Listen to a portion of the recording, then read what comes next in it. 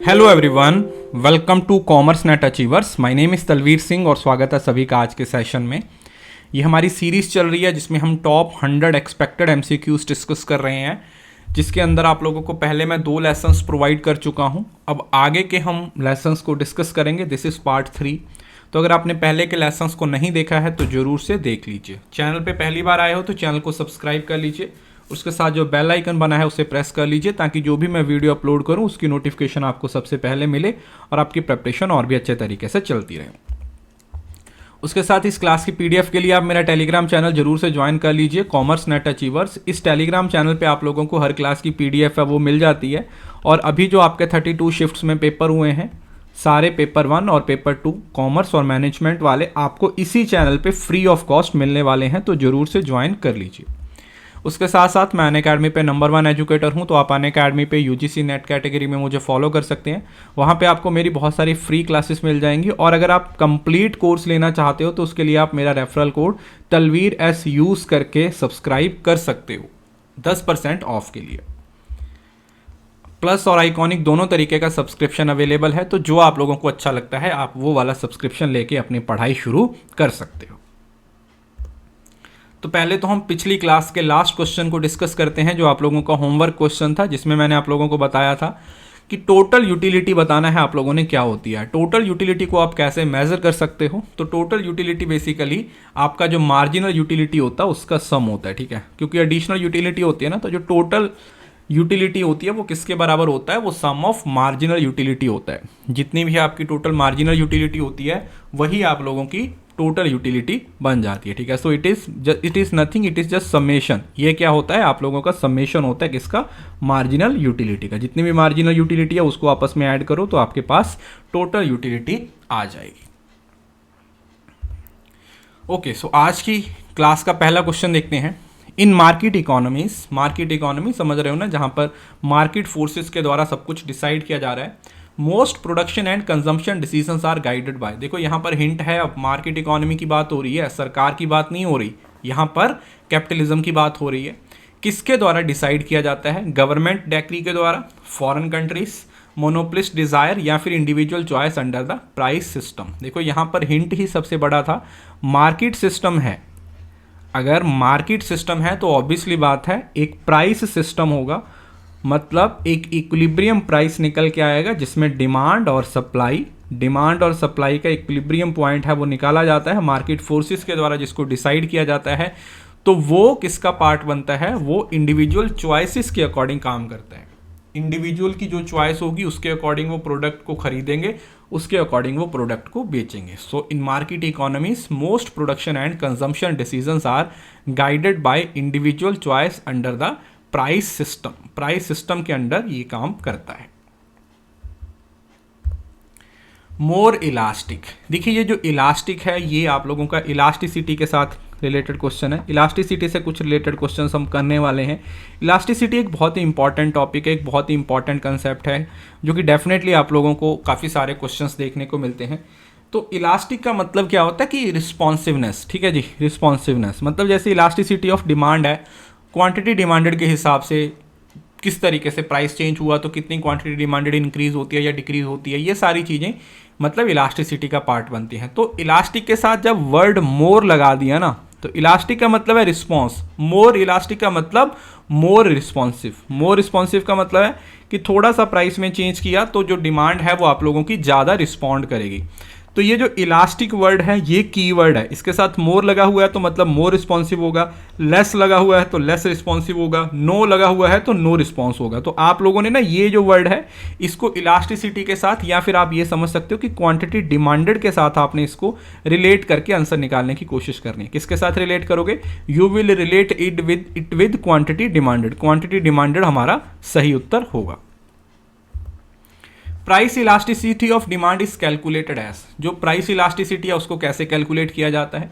The percentage change in quantity demanded divided by the percentage change in price, या फिर quantity change in price divided by the percentage change in quantity demanded, या absolute change in quantity demanded. तो ये simple है, मुझे नहीं लगता कि इसमें किसी बच्चे को दिक्कत होगी। जो आप परसेंटेज चेंज देखते हो किसमें?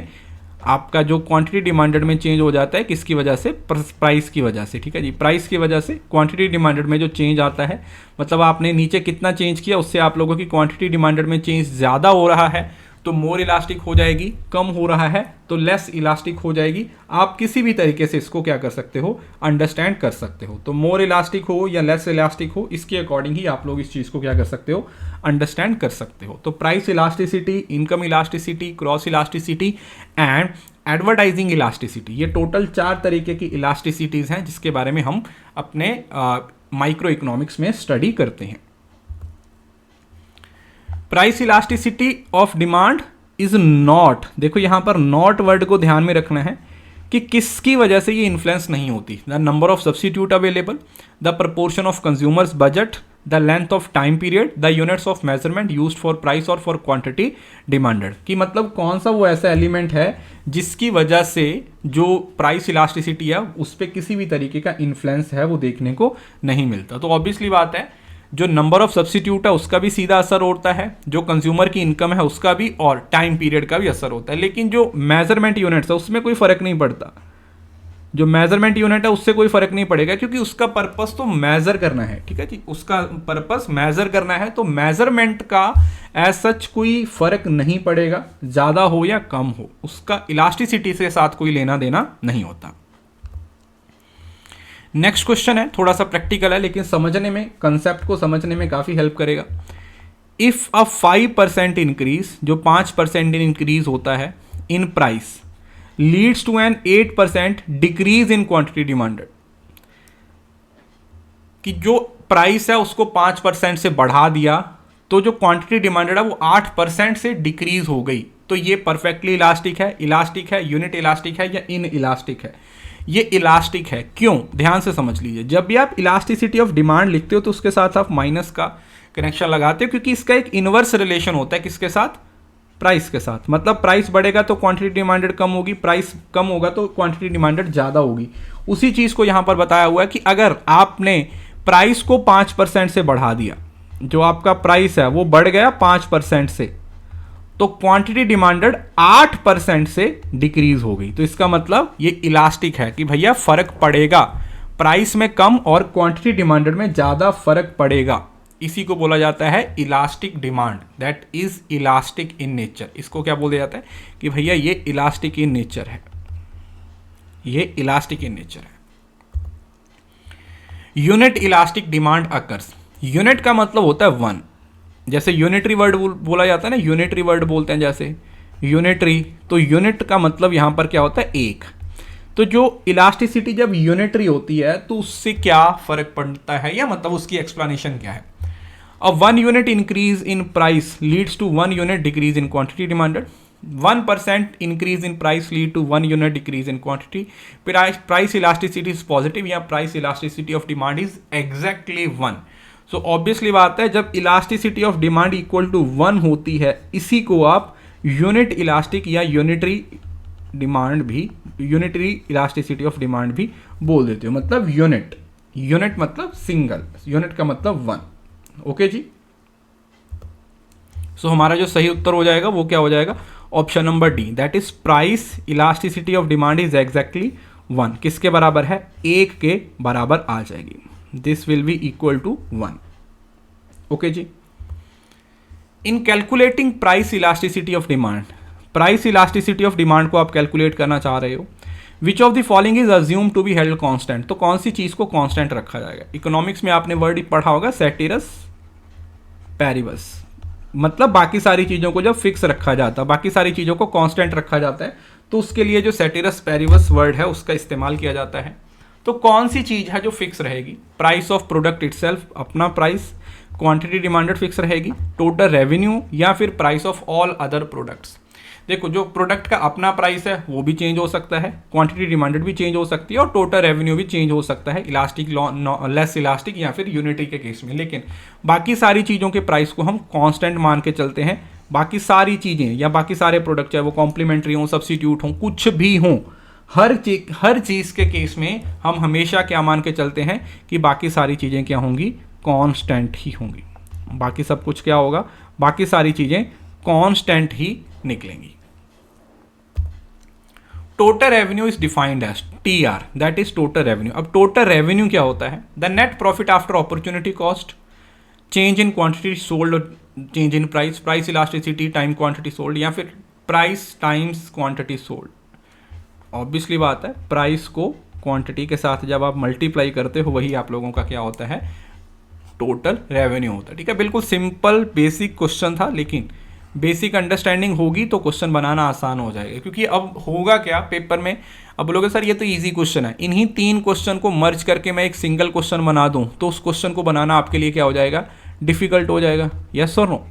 मतलब वही एक क्वेश्चन जो इस टाइम पे आपको देखने में बड़ा आसान लग रहा है, देखने में काफ़ी इजी लग रहा है, वही क्वेश्चन अगर मैं थोड़ा सा डिफिकल्ट कर दूं, क्या कर दूं? 2 से 3 क्वेश्चन को मर्ज करके वही असर्शन रीजन बना दूं, या मैच का कॉलम बना दूं, या फिर आप बोल सकते हो कि स्टेटमेंट टाइप बना दूं, तो वो आपके लिए क्या हो जाएगा? डिफिकल्ट हो जाएगा। आपको लगेगा कि यार अब तो ये क्वेश्चन काफ़ी अजीब सा लग रहा है। तो इस वजह से हमें किस चीज़ पे ध्यान देना है? हमें कॉन्सेप्चुअल क्लैरिटी पे फोकस करना है, क्योंकि जितने आपके कॉन्सेप्ट्स क्लियर होते जाएंगे, जितने अच्छे तरीके से आप कॉन्सेप्ट्स को क्लियर करते जाओगे, उतना आप लोगों के लिए इन सारी चीज़ों को डील करना आसान होता जाएगा। ओके, सो एक एग्जाम्पल दी हुई है और उस एग्जाम्पल के अकॉर्डिंग क्वेश्चन निकाला है। John spends exactly the same dollar amount of candy bars each week regardless their price. एक बंदा है, वो हर हफ्ते जितनी भी कैंडीज या चॉकलेट्स या कुछ भी खरीदता है, वो उतना ही अमाउंट खरीदता है। मतलब सपोज करो आप हर हफ्ते सपोज करो 50 रुपए की चॉकलेट खाते हो, तो चाहे चॉकलेट का प्राइस बढ़े या कम हो, आप 50 रुपए की चॉकलेट खाओगे ही खाओगे, या उतनी अमाउंट है वो लगाओगे ही। तो इस केस में जो डिमांड कर्व होगी वो क्या होगी? ऑब्वियसली बात है, इन इलास्टिक हो जाएगी। इन इलास्टिक का मतलब क्या हुआ? जो ये वाला आप लोगों का हो जाता है। इन इलास्टिक का मतलब है कि आप प्राइस चाहे ज़्यादा हो या कम हो, आपकी क्वांटिटी डिमांडेड पे कोई असर नहीं होता है। ठीक है, जिसको परफेक्टली इन इलास्टिक बोल देते हैं, जहां पर ये वर्टिकल इन नेचर होती है।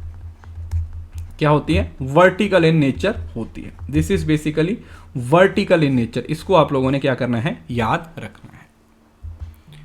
और ये है आप लोगों का homework. This is your homework. इसको आपने कमेंट सेक्शन में लिखना है।